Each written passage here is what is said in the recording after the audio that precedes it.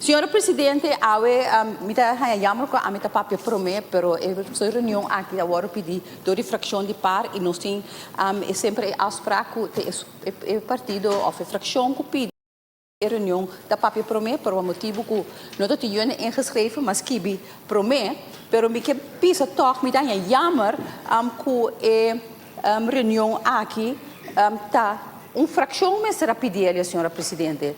Passou uma coisa demasiado importante, como está verwacht que o ministro mesmo bem de uma maneira proativa, bem explica que a situação está. Me agradecer a fração de par com a CL, pero me querer de caso aqui mirando a importância de ministro mesmo bem parlamento e dar uma explicação. Pero bem desse me agradecer meu colega Nandi fração de par que a pedir a reunião aqui, senhora Presidente. Senhora Presidente, me começar para o assunto de Dr. Nandi Kass. Recentemente nós mira que o Dr. Kass na com carta, caminha na indicar na diferente ocasião que na cinta na manda carta, sinta com o ministro para atender que assunto de huisartsenpost. Porque nós sabemos que o Dr. Kassam não está compensar para isso aqui.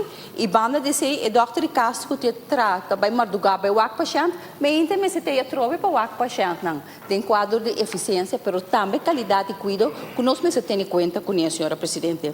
Senhora Presidente, dia 4 de fevereiro, o ministro avisa vereniging de huisartsen que não loopt por binnen huisartsenpost na CMC.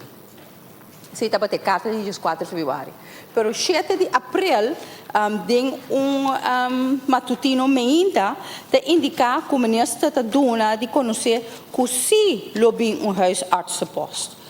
Senhora Presidente, graag nos que que o status is aqui.